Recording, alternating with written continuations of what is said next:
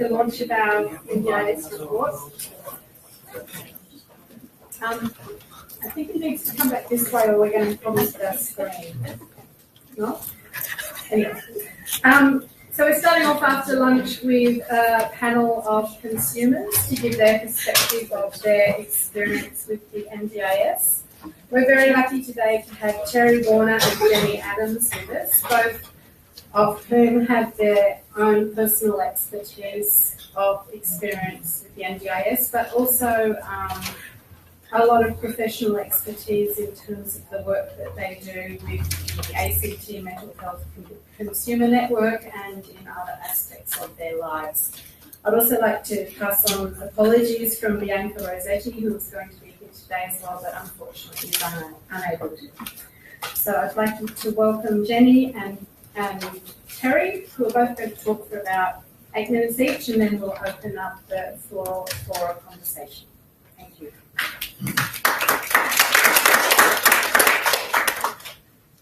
Afternoon, everyone.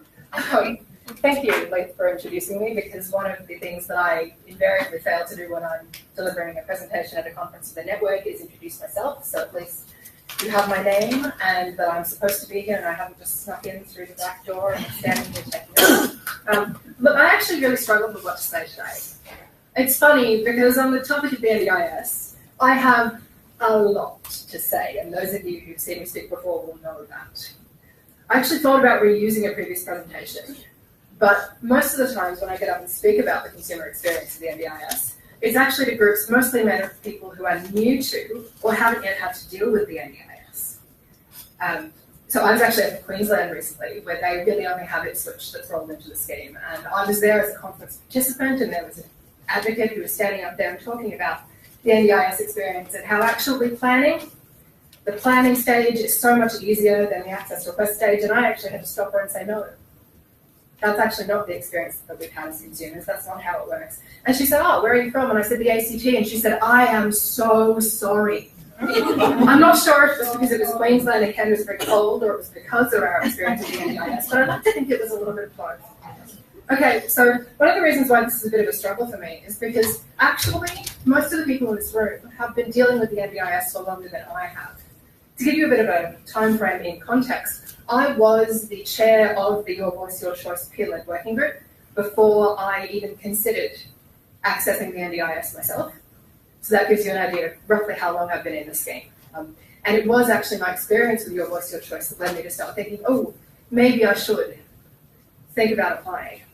And I was in probably a fairly convenient position at the time, because I was one of those people who had really never accessed services outside the mainstream.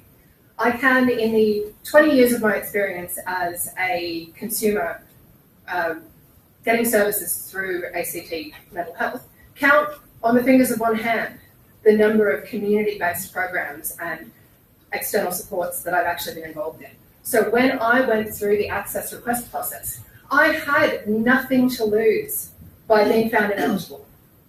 Pretty liberating, especially when we're now seeing consumers who have everything to lose, because if they do not pass that access request hurdle and are not found eligible, they actually lose access to services that they have been needing and using and have been really, really helping them to support their recovery for years.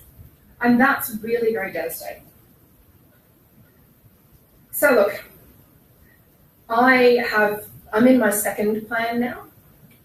First plan, not so great, second plan better, so I actually have the opposite experience to a lot of people who recently have had their plans slashed and had a lot of really, really bad things happen through the planning process. Look, I have a lot to say, like I said, but I really only have, 8 minutes now?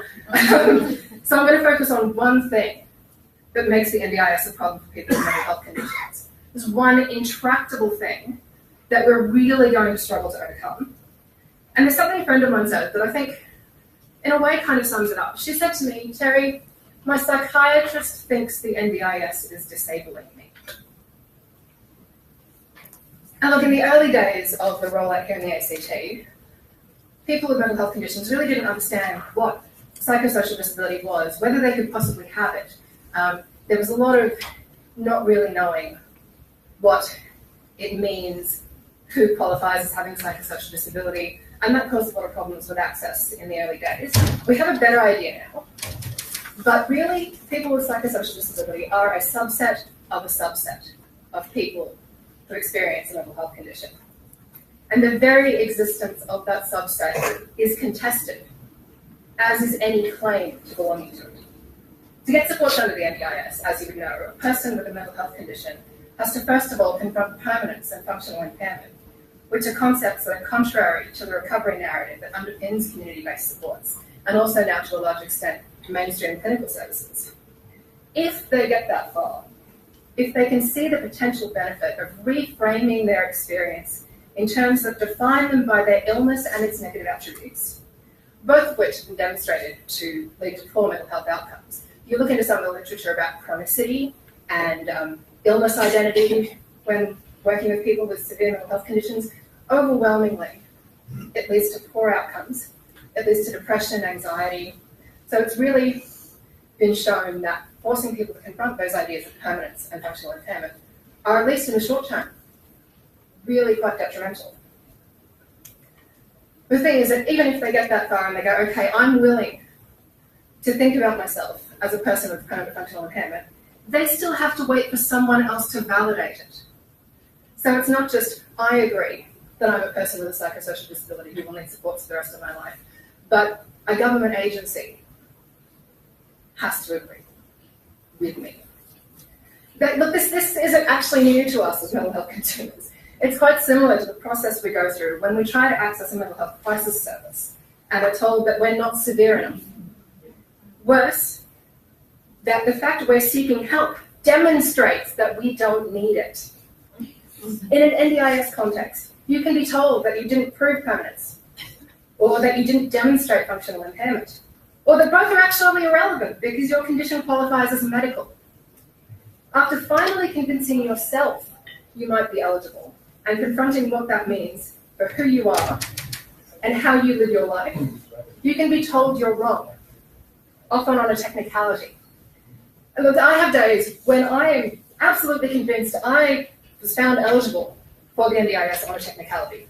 Now, my access request experience was not difficult because I was barely involved. It was all managed through community mental health and the ACT NDIS task force, and I really only filled out about 2 forms, and I don't know what my doctor said about me.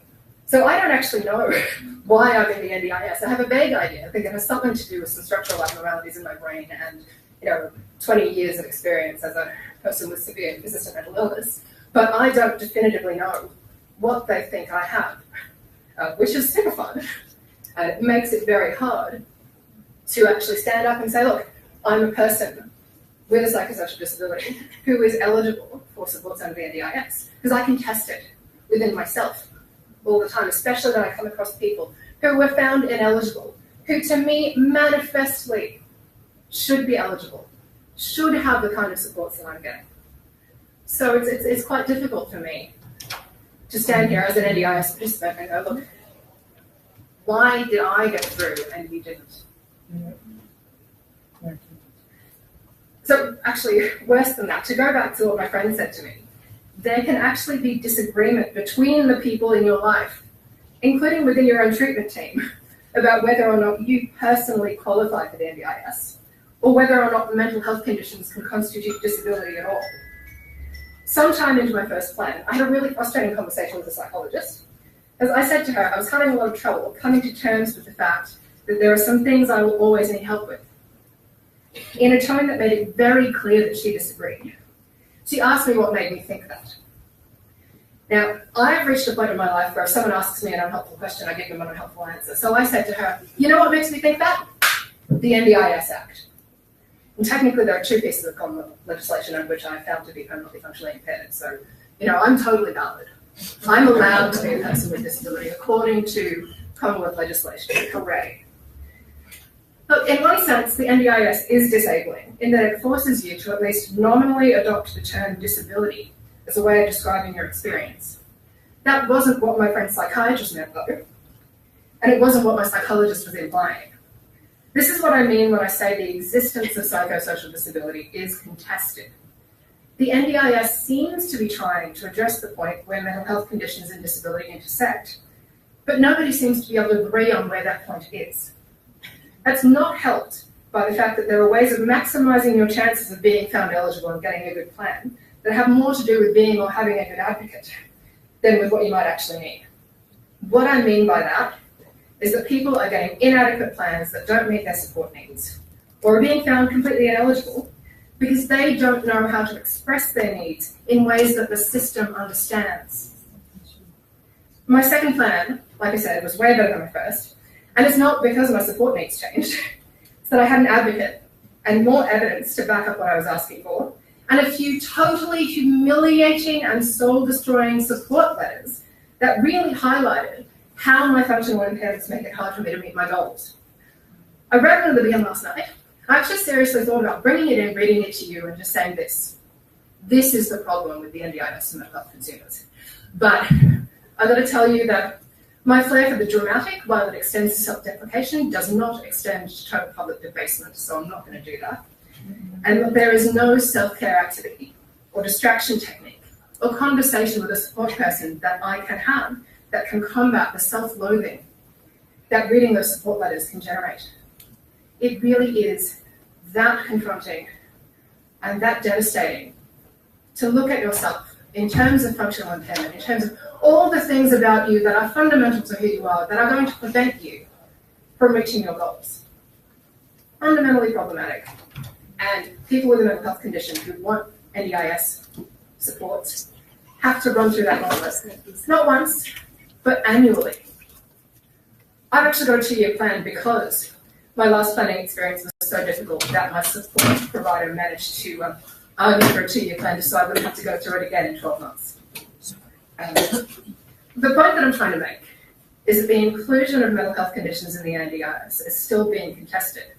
And that's played out in the eligibility assessments, in the types and amounts of supports provided for people whose disability is categorised as psychosocial, and the attitudes of mental health and disability services towards people with mental health conditions who have NDIS plans, and internally, when a person with a mental health condition goes through the process and faces what amounts to a recovery crisis that can have long-term deleterious effects on their health, their self-worth, and their identity.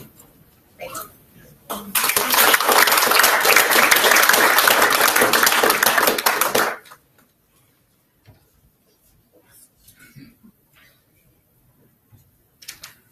Hi everybody, can you hear me? Yes. Okay. I'm Jenny. I think Teri and I were saying at lunchtime that after such positive speeches this morning, we were probably going to bring the tone down a little bit, so I apologise for that. But I think probably what we're saying about the consumer's experience is probably widespread out there, so I think that it's really important to be said. And what I wanted to talk about now is just my nitty-gritty experience of my last review process, which I think highlights some of the practical issues that are wrong with the NDIS. I'm not talking about all the systemic things that are wrong. I think we've had lots of really good talks this morning about systemic things wrong. I'm talking about just the way that the NDIS interacts with its consumers. And to me, there's a lot that they should be doing differently. So I've been in the NDIS basically since it started in the ACT. I've got a son who has disabilities, so I was hauled into the process quite early on as his parent. I actually didn't have any problems getting into the system because I've had psychosocial disability, mental health issues since I was a teenager, and I have a very long history of being with a psychiatrist and psychologist. So I was like Teri, I just ticked some boxes on the application process. I have no idea what my psychiatrist said or my psychologist or my GP. That all happened without my knowledge. Like I gave them permission, but that all happened without my input. So I will say that the plans that I have received have been life-changing. Under the old system, there was very little that I was entitled to, and until the NDIS, I had no idea that life could be so much better. So I will say that from the outset. So when I start talking about the things that I've encountered with the NDIS, just remember I'm one of the lucky ones. And so if I can have negative experiences as one of the lucky ones, imagine what it's like for people who aren't so lucky to have such good plans and such good outcomes. So I'll just start with the review process that happened this year. Well, it was actually late last year. I got an email from someone from the NDIS in between Christmas and New Year last year to say that I had to respond to them by the 2nd of January or to say whether I could make my review meeting or not. It was a date that I couldn't make. I had something else on then, so I needed, in fact, I think I was going to Sydney to see my psychiatrist, so I couldn't make it that date, nor could I get back in touch with the NDIS person. So that's one thing that I think a lot of people encounter is when you try to get back in touch with an NDIS person, you just can't. And this was particularly difficult because they had emailed me between Christmas and New Year, and I have to ask, who does that? And for me to answer by the 2nd of January, it was just lucky that I was in Canberra. And as it turned out, I wasn't sure that I actually got back. I was leaving messages and all the rest of it. Nobody had emailed me back. Nobody had contacted me back. So I didn't actually know whether this was, whether my message had got through or not. When I finally did, some days later, get through to the NDIS, they said, oh, that's all right, we can change the meeting date to a week later. And I said, yes, but isn't that getting close to when my review date is due, so when my current plan was going to run out? They said, oh, don't worry about that, a week's plenty of time. So this is rule number 2, never believe that. So plenty of time is not plenty of time, and they tell you that there's a week. Rule number 3 is they hadn't told me that I should have a support worker or that I needed letters of evidence. I hadn't needed that in my previous reviews. I've been very lucky. I've had good planners that have just said, yes, we'll give you X, Y, Z. I had no idea what to ask for. They've just given me good things. I expected the same thing. So when the planners actually came out to see me, I started going through, oh, well, this is going well. I didn't have a support person. I didn't have support letters or anything there.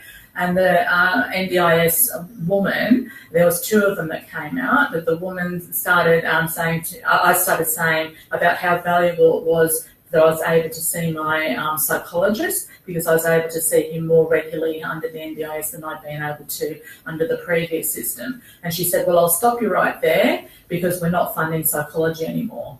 And so I thought this was outrageous for someone who was under the NDIS for mental health issues to be told that they weren't funding psychology anymore. So I was naturally devastated. And I said, but, you know, I see my psychologist every 2 weeks and I can't afford to pay him. And she said, well, you're just going to have to go into the public mental health system. And I said, do you have any idea how long the waiting lists are in the public system? And she said, well, you're just going to have to wait. And so the conversation went like this, and the attitude of the woman was such that I felt so demeaned. Listening to what Paul was saying, like we all had the experience of sitting across the table from an NDIS person. Well, I just felt so demeaned and so humiliated, as Teri was talking about, to be asking for this support with this woman lecturing me about how they're not doing. She actually said to me that the NDIS had been too generous in the past, and that they weren't any longer going to be funding this. At this point, as the conversation was going on, the guy next to her said, oh, hang on a sec, I think there's a bit of grey area here, so can you get a letter from your psychologist? And I said, I'm sure I can get a letter from my psychologist. And he said, well, maybe if you provide that to us, then we will be able to consider your needs, you know, for a psychologist. So I thought, all right, at least that I've got a plan here. So we went through the rest of the review meeting, and I contacted my psychologist the same day and said, can you write me a letter? He emailed it to me within a day. I'd sent it back to the NDIS. And by this stage, remember, we've only got a week before my plan runs out. So I hadn't heard back from the NDIS, and time was ticking. And I finally get through to the planner.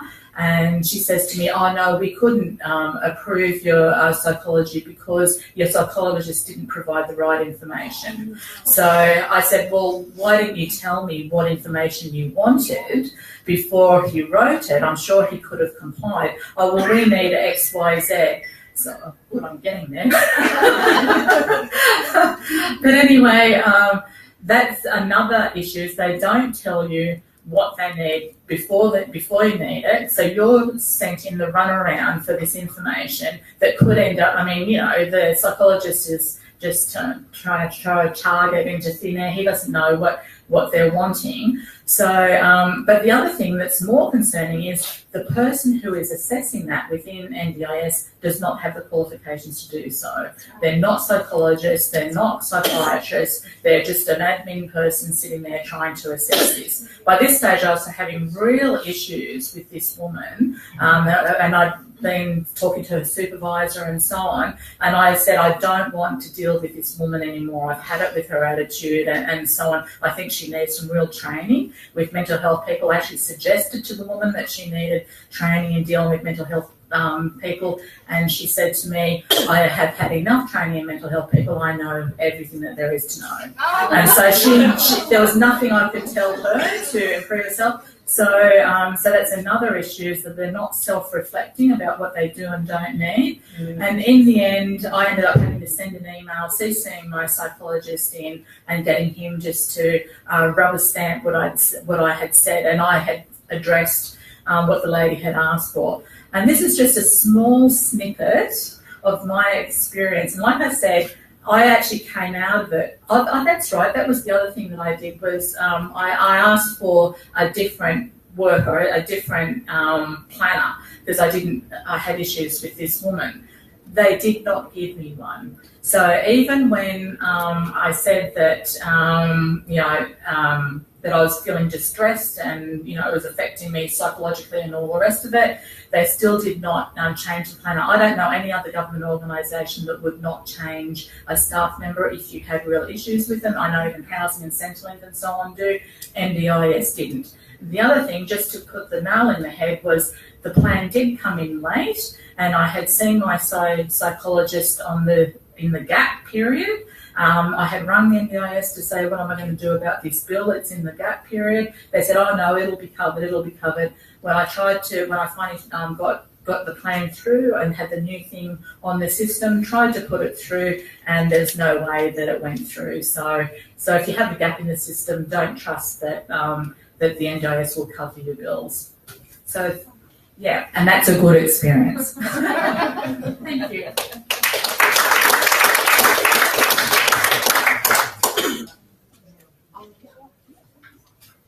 Would anyone like to make any comments or ask any questions of Teri and Jen? Well, I love the look on your face right now. Hi, Peter. I must admit, the first plan I had was wonderful. There was a guy, and Can you please speak up as loud as possible? Yeah, the first plan I had was wonderful. It was a guy, he understood, came from the bush, he understood what I needed. Second one was a woman, I had the same experience, couldn't work with her, had a meltdown. But because I started low and went from a low figure to in the third year went to a higher figure to get special beds and mattresses and stuff. And then I was able to lower my plan by 15% this year. I got a second plan this year. They've actually given me 40% more want support. So, wow. But it's a real lottery, and it shouldn't be like that. Yeah. It should be the same for everyone. Yeah, I completely agree with you, Peter. Anya? Yeah, thanks both for your stories. That was great. And as you know, I've got a son who's got schizophrenia and I've got PTSD myself.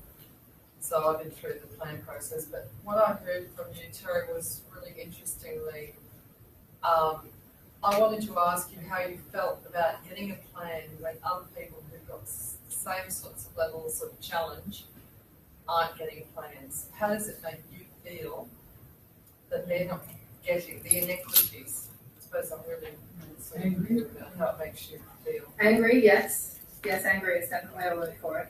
It is, as you know, what I do for a living is I act as a mental health educator and advocate, and I find myself in real moral conflict a lot of the time because I have this NDIS plan that is based on supports that I genuinely need, because I do have a disability that creates permanent functional impairment for me. But at the same time, I sort of go, why? And as Peter said, it's a lottery. Why is it such a lottery? It really shouldn't be.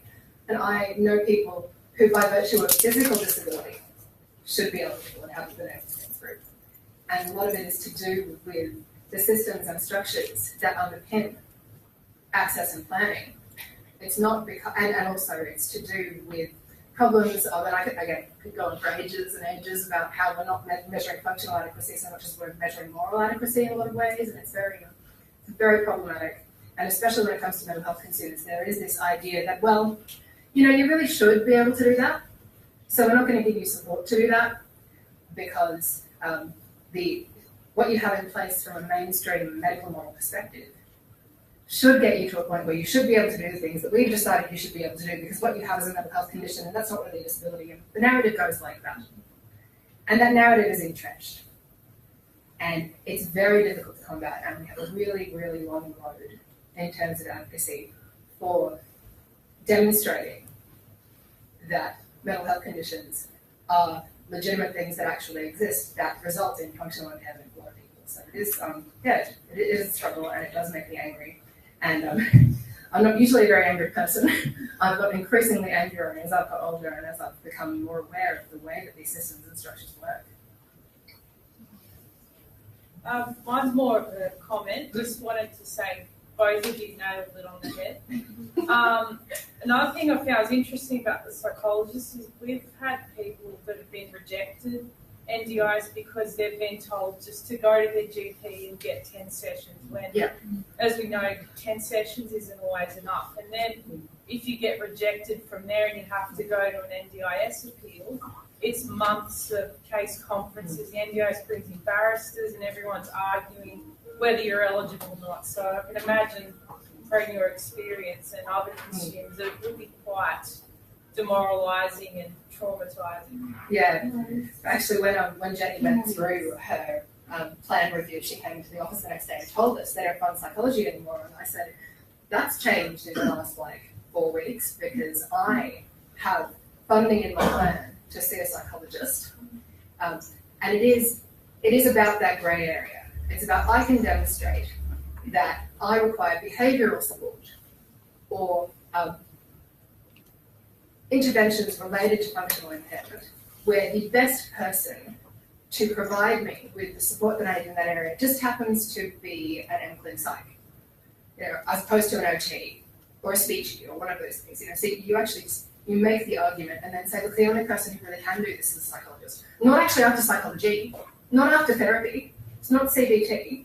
It is behavioural support to do with functional impairment. This is what it looks like. So again, you frame it in the right context. And even then, sometimes it doesn't get through because you have someone who fundamentally believes that psychology equals CBT, equals treatment, equals non-permanence, so on and so forth. And you're right out of the scheme again. I should know that it's not that I've memorised everyone's names, it's just that a lot of people who make comments and asking questions to people I know personally, because this is Canberra. So, Rose, you've both shared very well today, so I'm proud of both of you. Thanks, Rose. That's the first thing I want to say. And the second thing is I have a very good doctor, and who also looks after my mental health. And he said in all his years of practice, he's never had seen the word medical and disability have to be mutually exclusive. So totally kept reversed, once on the left, once on the right. And the psychologist that I was with, he's had 40 years experience and he was an incredible man. He's managed many people in the area of psychology. And he said in 40 years of psychology, he's never seen anyone, I had an issue with anxiety and depression. NDIS will support me with the anxiety. They will not support me with depression. And he said in 40 years of experience and expertise, and very good with, really understands psychology with people individually, he's never seen the two ever, anxiety and depression, having to be so totally removed from each other in all his history of psychology. He was a top psychologist. Thank you, everyone. I'm sorry all presentations are so interesting. We're running out of time for questions. Is there one short last question, because we've got Angie Skyping in for the next presentation. We're really experimenting with Aegis of IT today. Can you talk about the process? Speak up, please. I'll keep you coming. Sorry, the process of the NDIS becoming more disabling. Yes. Is there anything that you think can happen sort of in the immediate or short term that perhaps improve that or prevent that experience from happening to people? Fund aid for America's more, fund advocacy more.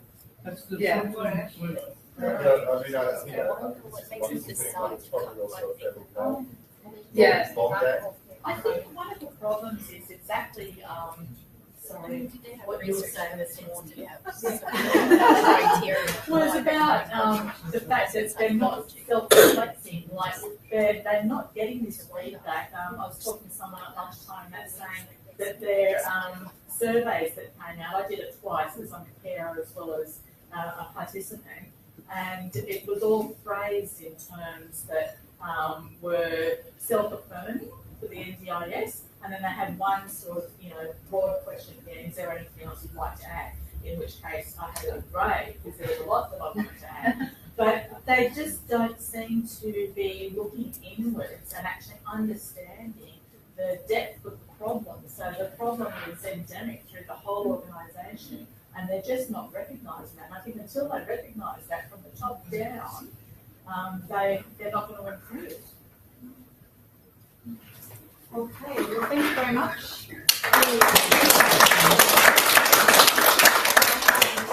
Now, we'll just have to excuse us for a moment. We've got Angie sitting in Queensland. She's going to Skype in and she's going to talk to us. She's the EO of the Mental Health Foundation, and she's going to talk to us about the processes and decision making around the winding up of the rainbow. So this really is a test here again. So so far so good. There's a picture. We'll see if we can actually get some sound through, and a bit of luck and get a presentation from. Oh, I've got a bit of.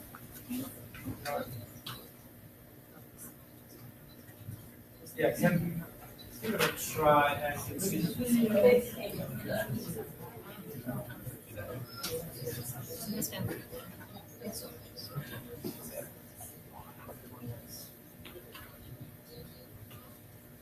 Yeah, I can hear you. We just see if we can get you up on there. I can see you. Oh, there we go. Yeah. We have got a bit of background noise, but we've got you on screen and we've got you loud and clear, I think, as well. So go ahead. Okay. Have you got me on screen, my face, or have you got my presentation on screen? You put your face on screen. Should we put the presentation up instead? Either or, I don't. I'm happy to talk to the presentation. They can all look at me. Hello, everybody. I'm not sure who's there, but I'm in sunny Queensland. It's actually overcast, but it's pleasantly warm at 21 degrees, and I didn't have to drive from my farm into the ACT to even have a shower this morning, so that was very nice.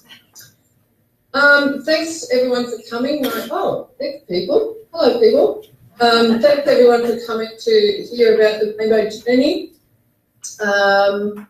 I'll just start with a bit of history and then try and go through some of the steps that we went through to try and move MHF to where it is now.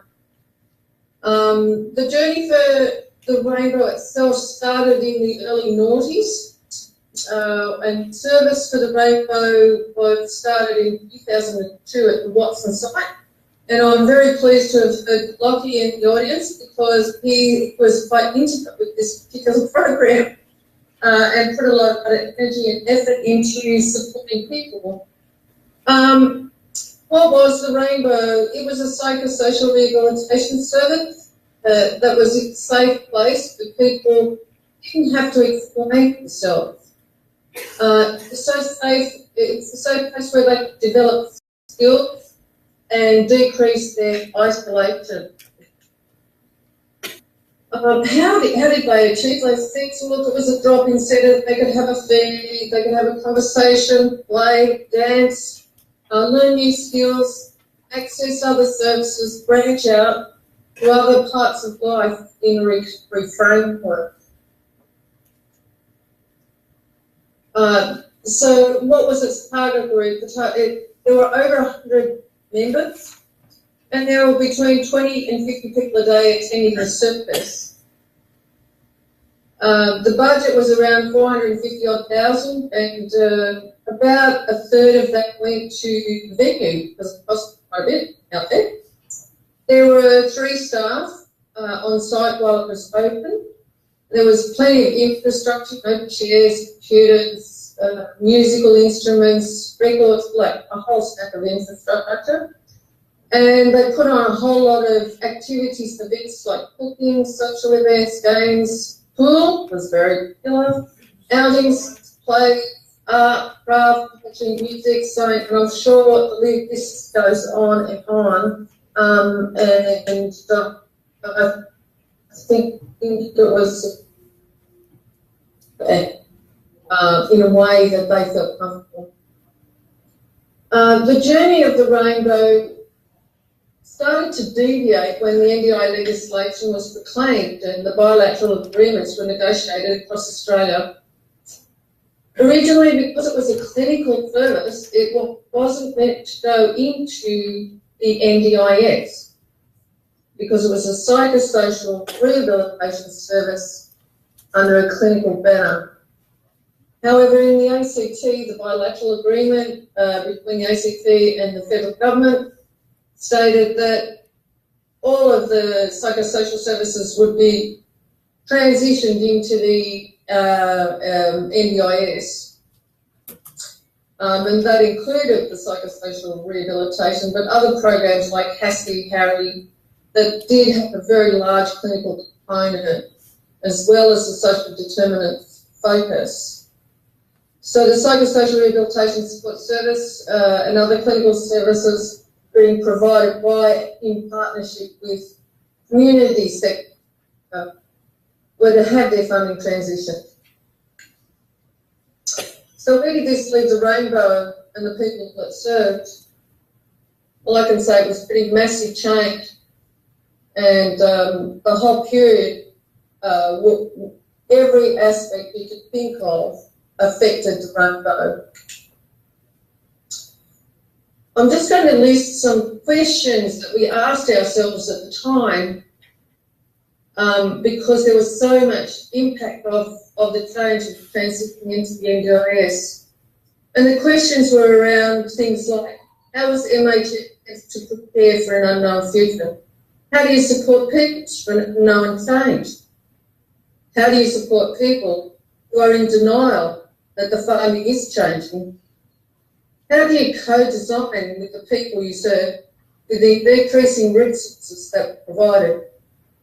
How do you enable people to access a service through different funding models? Who's the target group? What do people need and are willing to accept? Is it the same as what we always provided, or do they want something new? How do you maintain the same vision, aims and values within a recovery framework in a fee-for-service world? I have to say, I think there are times when we still ask that question to make sure that what we're doing is part of what we believe and should be where MH is going. How do you support the board, staff and the people served? How do we bring the people, staff and board to the new environment? What were the business assumptions for the service in the future? I just sort of list those questions because they impact greatly on how we manage the journey of the rainbow. And I think it also identifies at this stage that we didn't have many answers. And, you know, potentially we made a whole lot of mistakes, but we did the best we did with the knowledge that we have. The other thing that had happened just before this, which I hadn't thought about until just now, is that there was some asbestos in our venue, and the Rainbow had to move from its original site to the building next door. So we, you know, for a period of a few months, which ended up over a year. So, you know, the disruptions in service were massive, leading up to the production of the NDIS, as well as the impact of the NDIS coming straight on top of it after that. So what did we do? Internally, we looked for advice everywhere we could find. We asked about Australia. I was even in Scotland and I spoke with providers in Scotland and the bureaucrats in Scotland about what they thought should happen. We looked at our team and how it was working together and how could we manage that. We looked at our communication, we talked, we listened, we mentored staff, we coached staff, we mentored people that were getting the service and guiding the service. We coached those people as well. And we also looked for opportunities where everyone be involved. Consumers, carers, staff, partners, MHF board.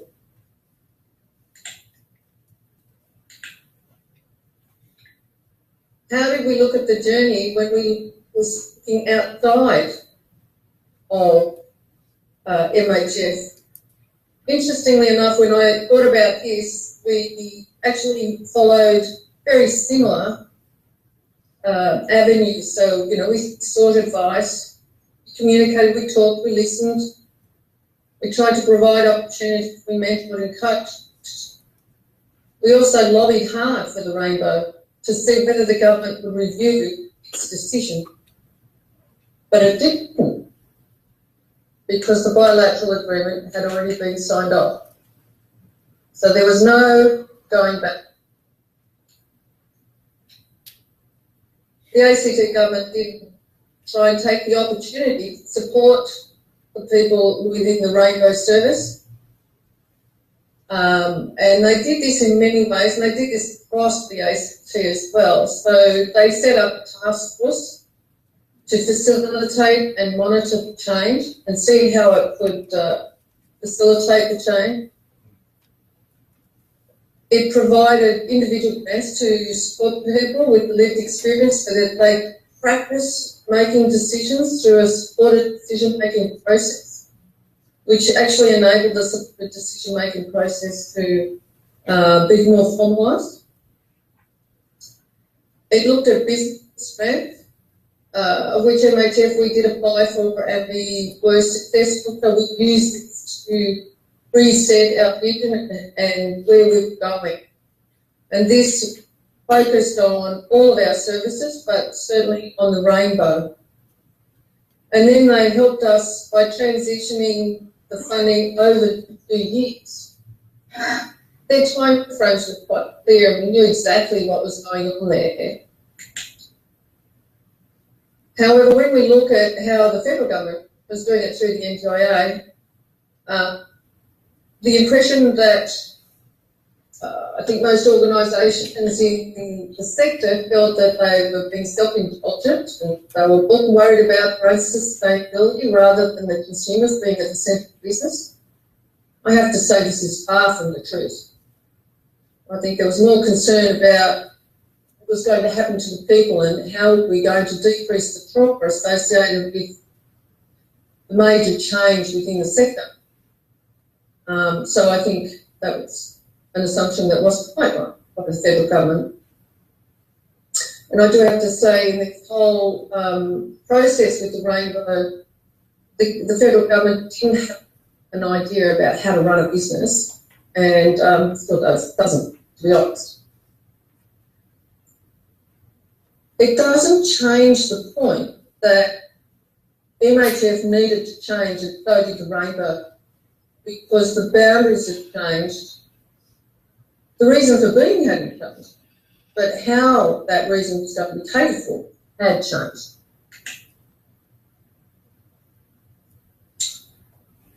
So when we were looking at the Rainbow, the governance of an organisation falls to board.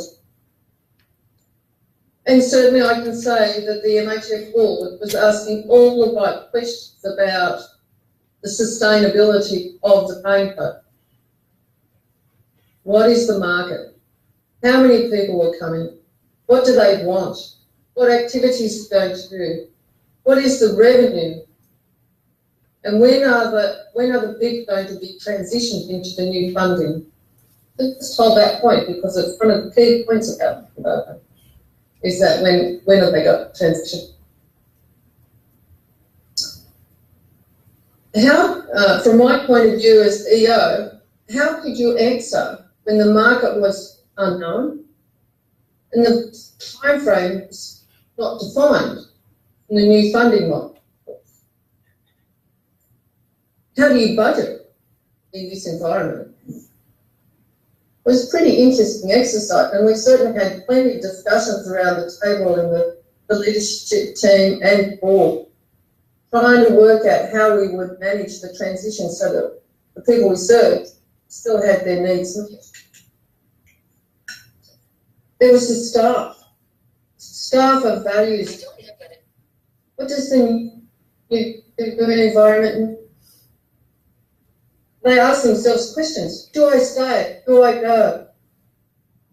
There's something new coming. People are grieving for the old. Staff practices have changed. IT, the day-to-day practices, billable versus non-billable hours. What is my value? How do I put into play the recovery model? Supported decision-making, person-centeredness. What does this actually mean? It's not advocacy. It's certainly where we should have been already, but I don't believe that the sector was in a supported decision-making environment. But I certainly know now we are on that journey to that space. If we haven't already reached it, 99% of the time. The staff were asked to focus on the quality of their service delivery, because that would enable us to be chosen to provide for the needs of people in the future. Pretty big cultural shift, I would say. The cultural change is ongoing in this environment where the goalposts continually change. So I'm not telling you guys anything you don't already know. So it was pretty hard week to week, day to day, inconsistencies, plans, inconsistencies in the boundaries, inconsistencies of what we're supposed to be doing. We've got a support coordinator, we don't have support coordinator. It's just one of those. Now we're back, and the support coordinator role has certainly expanded and changed from what was originally designed, or the impression that it was given. During this time, the ACT continued on their time frame for the change.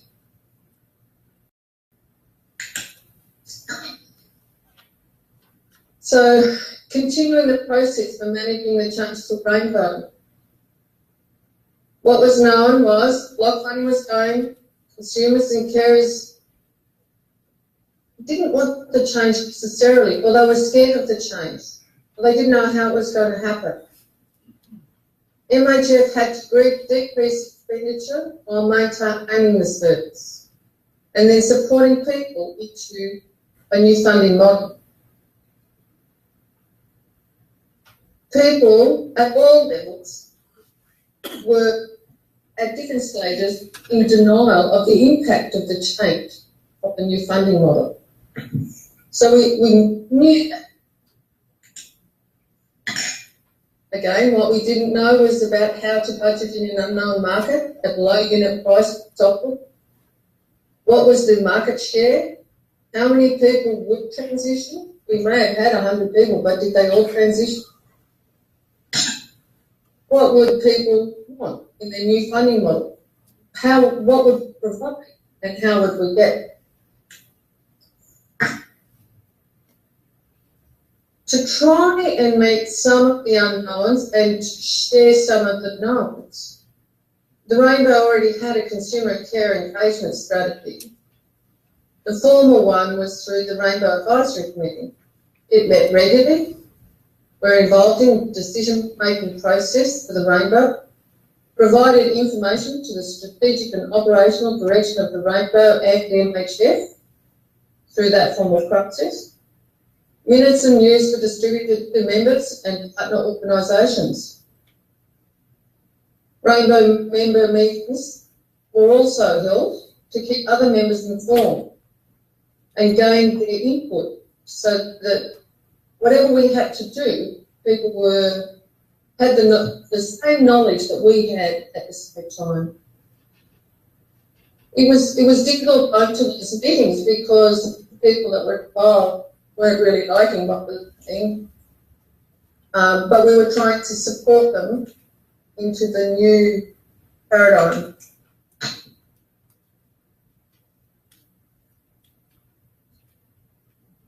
Both the members of the Rainbow community were involved in the decision making.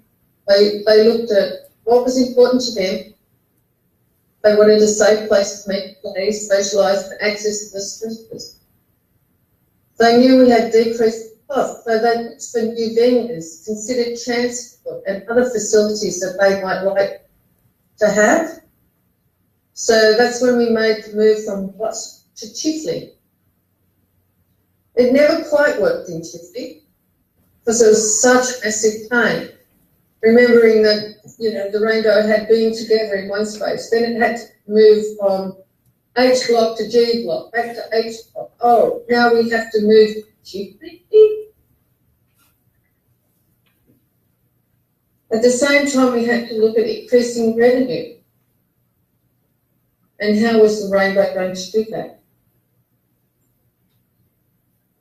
It did it through utilising support decision making, but trying to facilitate people accessing the NDIS.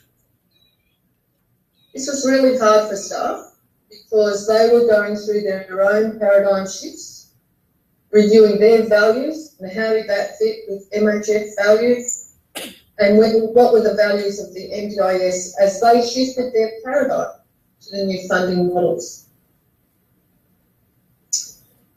The major risk for the Rainbow was to not identify enough revenue to maintain a service. And then the second question relating from that was, how long could the Rainbow continue service delivery with no revenue? The transition from the ACT government, transition the funding ceased on the 30th of June to 2016. During that time, there were probably 5 consumers that had plans that utilised the Rainbow. This meant that the book made a decision that it would continue the Rainbow service with no revenue for a period of time. We had cut costs, we had looked at what other activities we could do, all of that sort of stuff. But there came a time when the loyalty of people was not enough. They were still coming to the service, but they didn't bring any revenue.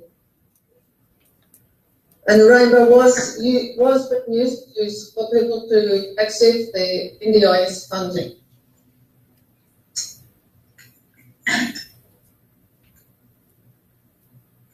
However, with the different NDIS timeframes, which was different to the ACT timeframes around funding, there came a time when the board had to make that decision. It did make a decision in October 2016 that it was no longer able to continue the Rainbow service because there was no funding available to do so. They made it at this time to ensure that there were supports put in place, both legal, moral and ethical requirements when you cease a service, to ensure that people are being met, staff are being looked after, and the best outcomes would be met through that process. We did inform the program manager first, then the staff, and then the people that use the service. I will share that during this meeting, I cried because it hurt. But there was no other way of maintaining the rainbow at that time. We all shared this hurt, but then we celebrated. Before it was closed, we had a big celebration just before Christmas and talked about some of the things the past 14 years had enabled people to do, to share their thoughts and memories. Then the service was closed. That's the end of my presentation.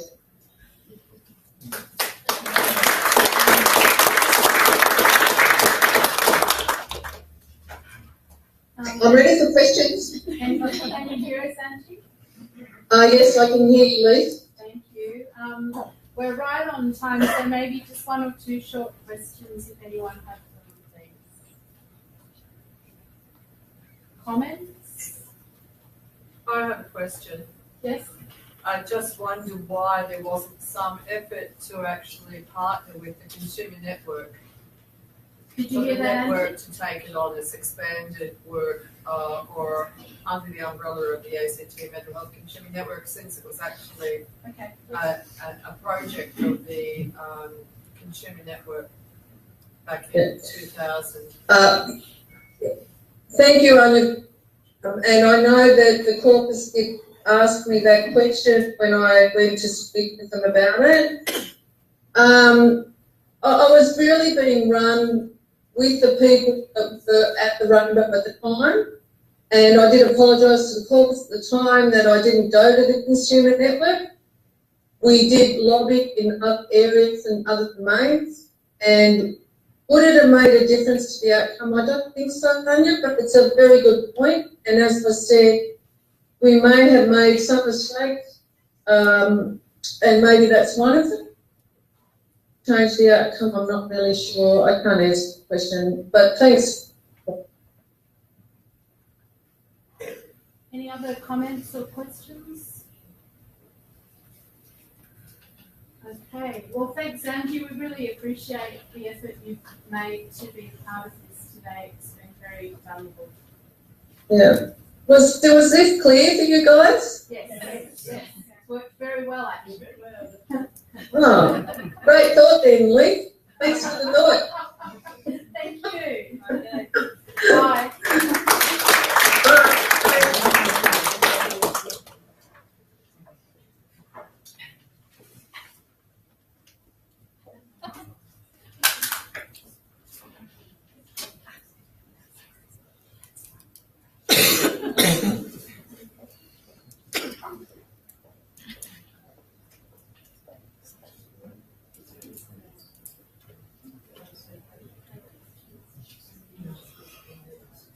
Okay, next I'd like to introduce Wilf Rath, the CEO of Richmond Fellowship.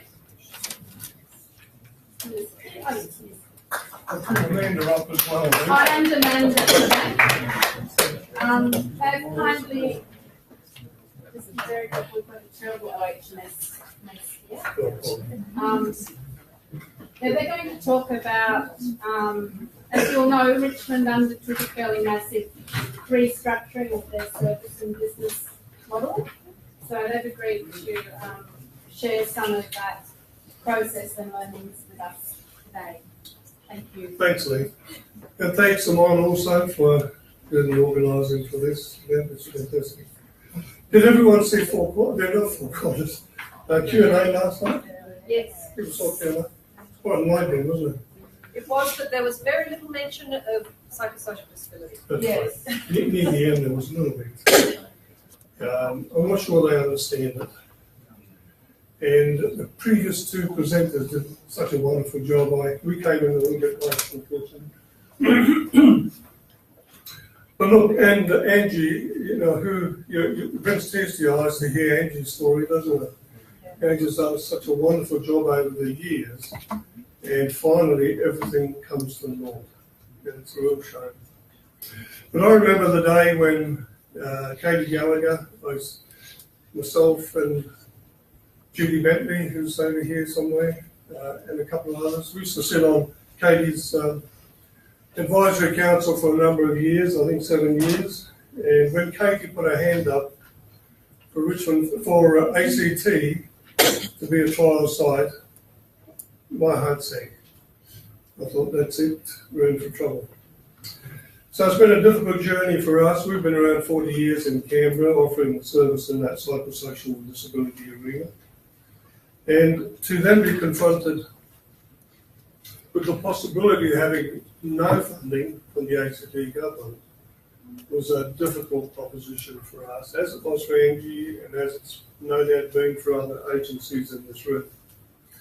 But historically, let's just go back a little bit. Richmond Fellowship, I'll put my glasses on. I've written it down, so in case you wanted a copy, Leith, I can give you a copy. So I'll stick fairly close to the notes that Amanda and I have written up. We've offered recovery-based community programs in outreach, and as well as Harry programs that Angie mentioned, and supported accommodation to well over 400 individuals over that time. Our mental health staffing was always stable, largely permanent and full-time. Some staff have worked with us in excess of 15 years and really stayed with us through thick and thin. We ran a significant staff development training schedule on both required and desired learning, and at times sourced leading international speakers to help and inspire the ACT sector. Some of you may well recall. Rufus May came on and spent a few days here. Ron Coleman, to talk about issues that Ron is very, very closely involved with, is hearing voices. Rachel Perkins spent a little bit of time with us in Canberra, and we invited other agencies to come along.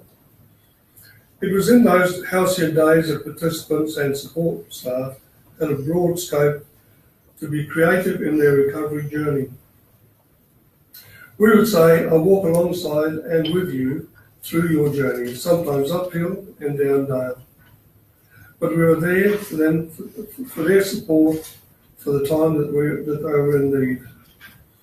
We used to run a drumming program for our participants. They really enjoyed it because it meant they could bash the hell out of something and not hurt anyone. And I remember lovingly walking across the oval there at Pialago, if anyone has been to a facility there, hearing the drums in the background as they drummed away at their heart's content. We then took that group to WA to a conference not dissimilar to THEMS. It was actually a Richmond Fellowship aspect, which is Australian Pacific region. If I'm talking too loud, too fast, please put your hand up while I slow down. And we did a demonstration there, and a cut of CDs and so on. We sold quite a few of the CDs. We had about 20 participants in that program. It was fantastic to see, but unfortunately, that also went by the wayside. I got to know numerous participants when I first know. We got to know them and love them over the years. At one stage, they made some little plaques for a garden that Tim Overall, the then mayor of Queanbeyan, wanted to implement down near the river there in Queanbeyan. And we made, I think, if I remember, probably over 100 plaques. They're all beautifully done. One of our participants had some knowledge, or one of our trainers had knowledge in ceramics, and they fired them and baked them and all the rest that you have to do with that sort of thing.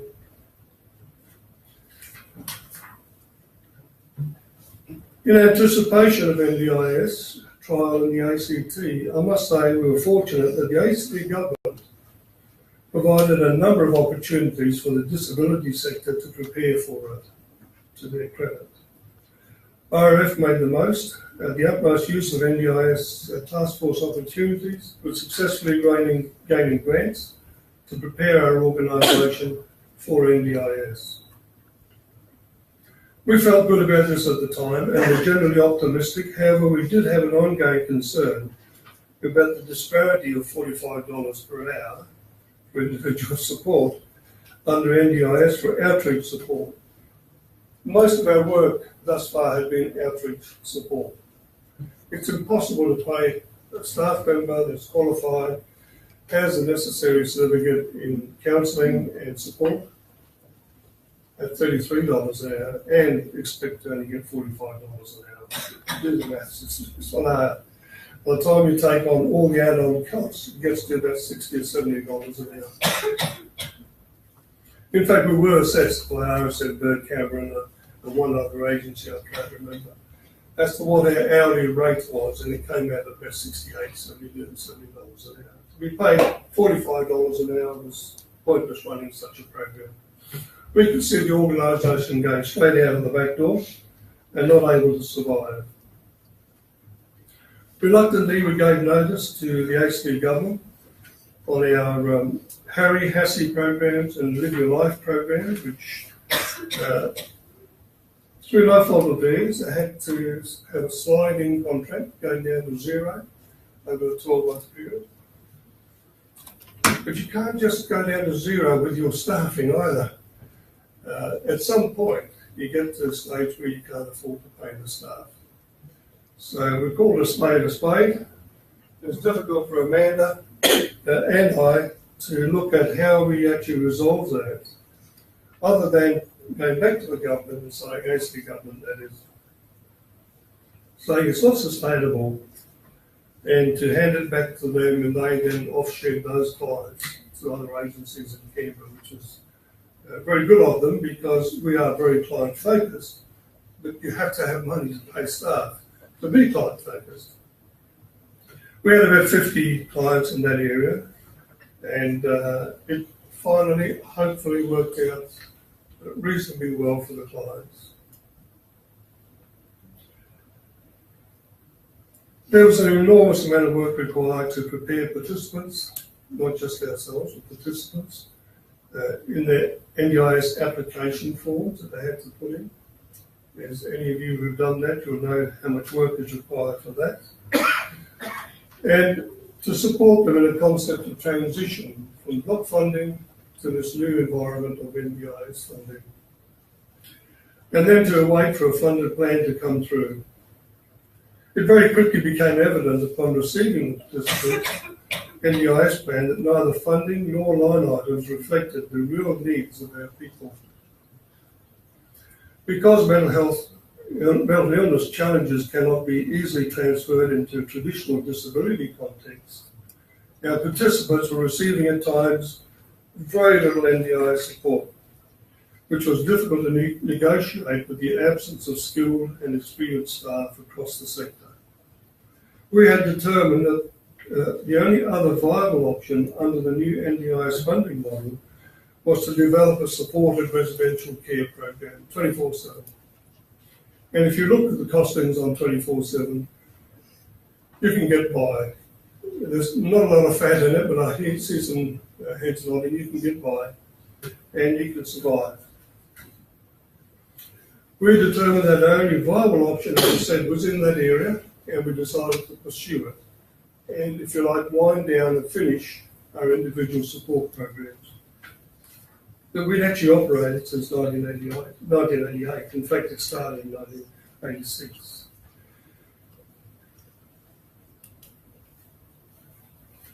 We took some steps to try and defray some of our costs by delaying the employment of certain staff, particularly clinical staff. We needed to reduce our corporate expenses, so we all took a bit of a hit. We all had many of us at the higher end of the organisation had reduced salaries or reduced working hours to try and get by. It is worth mentioning here that we continued to receive funding for PIR and FAMS programs. So we had a FAMS program in Goulburn, one in Queanbeyan, and one at Belconnen. That kind of got us through the fairly difficult time.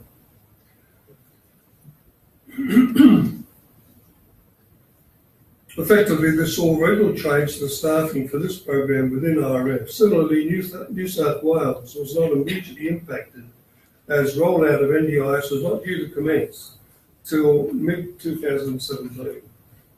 This did not mean that it was business as usual, but rather much of the effort of staff was focused on transition support and preparation of NDIS and training staff in new processes, albeit changing ones.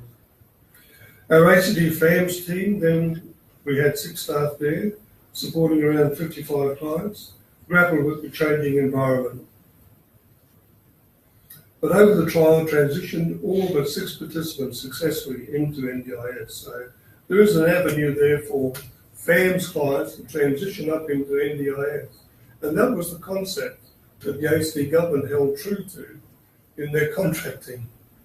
And not every client was eligible for the NDIS package. I think it also reflected that the Commonwealth weren't working to the ACT government's rhythm in terms of trial. Yep. So we kind of had a 12-month window with FAMS funding that gave us a bit of grace and also gave us a lot of lessons that we could learn throughout the ACT trial. So it was a blessing for some and assisted those people getting into their NDIS transition. So, It's all right. It was during this time that NDIS recognised the unique needs of mental health. I still don't think they fully understand the unique needs of mental health population and established a specialist planning team. This saw much more appropriate and well-resourced plans emerging, which allowed the ACT FAMS team to reconfigure into a team of skilled support coordinators. This team of 4 FTEs now supports 90 clients, participants to access the supports that they need. After agreement from our board of directors, and boards have to be brought into this at an early juncture, they don't like to be kept in the dark, and they want to know exactly what's going on as well. It isn't easy, but I'll come back to that in a moment. But the basic concept, we had to have board agreement to drift towards a supportive residential environment for our clients, and they agreed to that. So we had leased properties from the ACT government. We also had some of our own housing, which we then modified. We needed ramps. We built a granny flat, a 2-bedroom granny flat on the back of one of our existing facilities. And we further developed our residential recovery program model of care. Staffing needs, policies and procedures, training, prospectus, recruitment, all the while grappling with the ever-changing processes of NDIS. Managing the transition of participants on Live Your Life program to other services and maintaining staff health, well-being and morale, and frankly, our own survival. It is fair to say we were surprised at the demand for support and accommodation. Once word was out, we were receiving an average of 2 to 3 referrals a week. These came from a variety of sources including health, community sector, families and friends, and institutions. I think presently we've got about 18 on our waiting list. We were likewise surprised to see the referrals spanning the adult range, so things went quite smoothly. Our clinical service leader, together with our ops manager and finance officer, undertook referrals and NDIS seal quotes. Seal quotes tend to, as you all know, drag out a fair bit. You can generally reckon 3 months would be a reasonable time for a seal quote to get through. We looked at additional homes. We needed something in Goulburn, which we finally purchased. There's a greater need, There's a greater need in those country areas because there is a paucity of services in those country areas. I think Goulburn may have 1 or possibly 2 service providers in that area for the whole of that area, going out to Crookle and that Gunning area.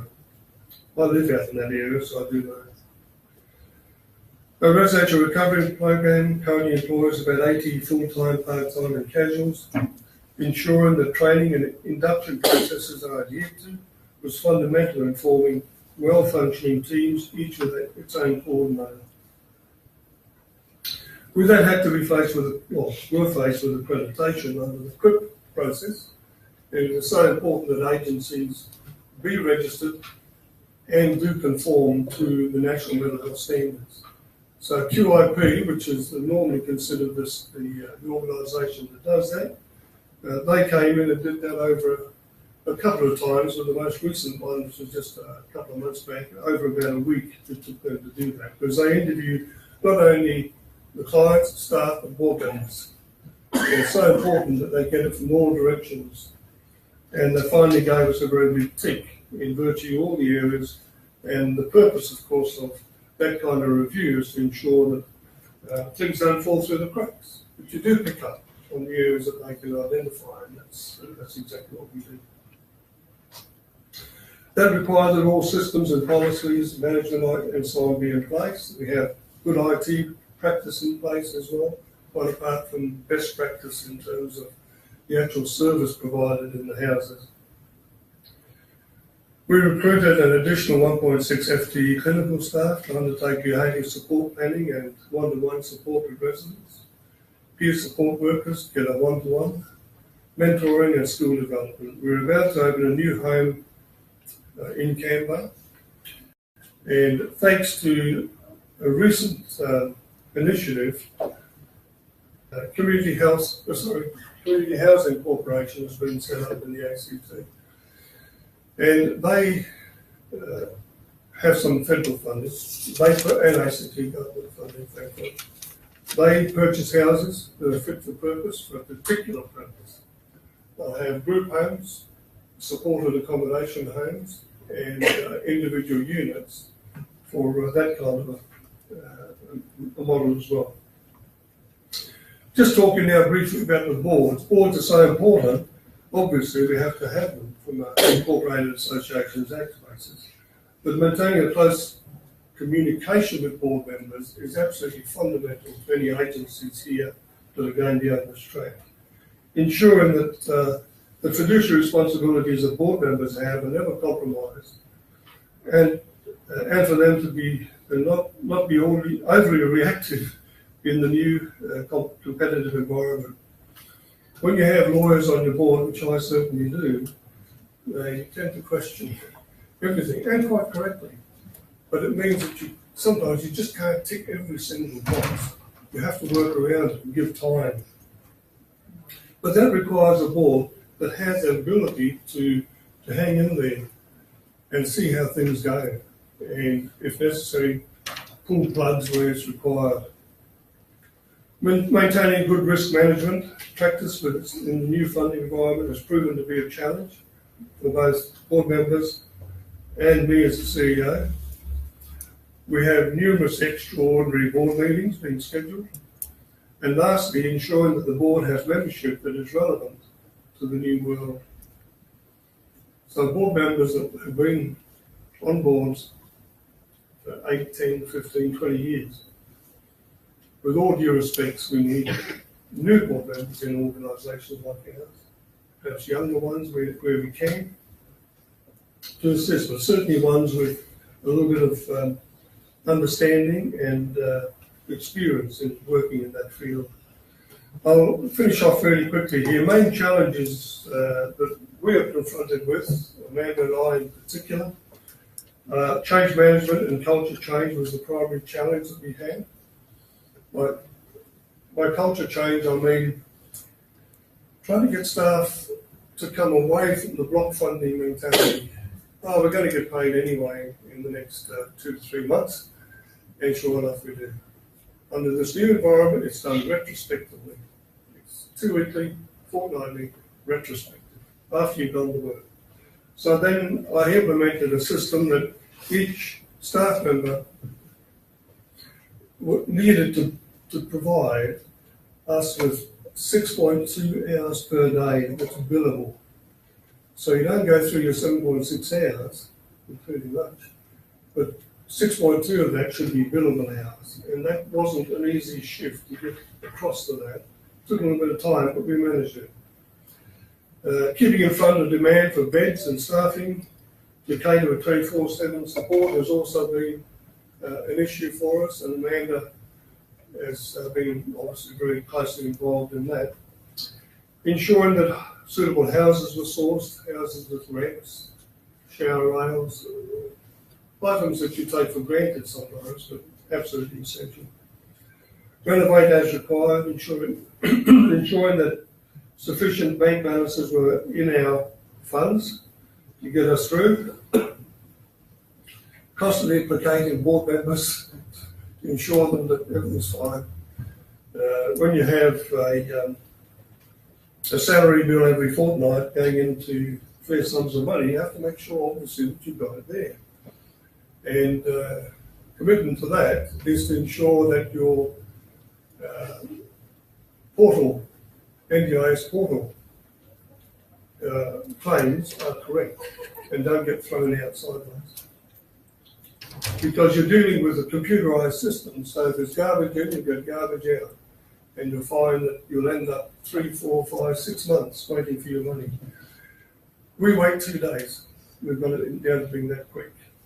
So we put it in on the Tuesday, it's in our bank account on Thursday. And it's because we are pedantic in ensuring that our computer system hooks in very, very well and that everyone actually bills against a line number. If you don't, you're in trouble. Can I just add though, that it's an enormous administrative burden on managers and staff to get that right. It is. And back end work to have the right line items.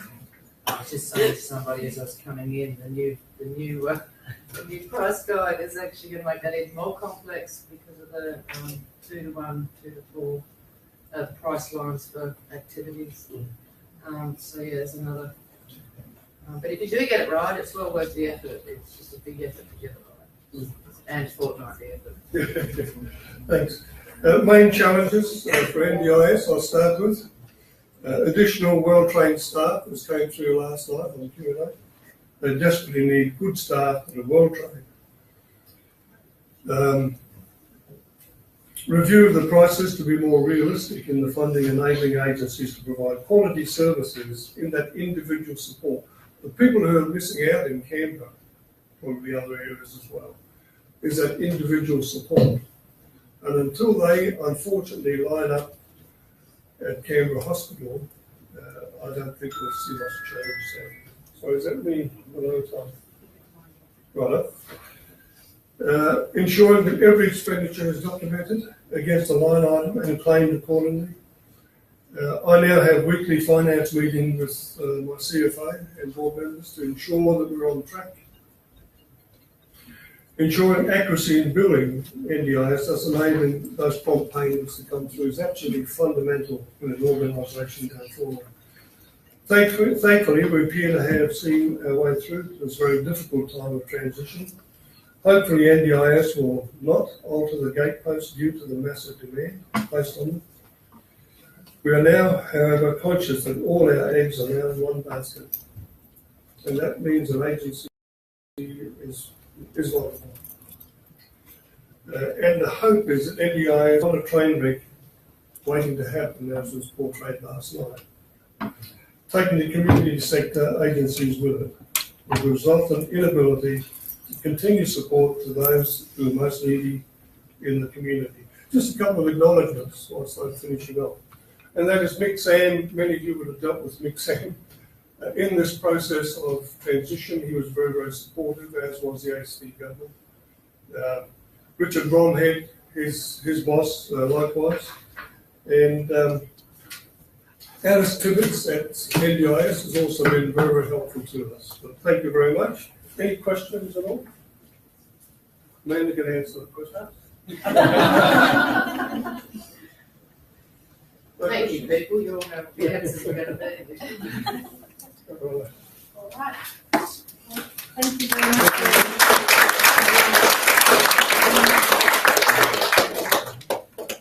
This is a slide early marked afternoon tea, so we'll just get that out on the table.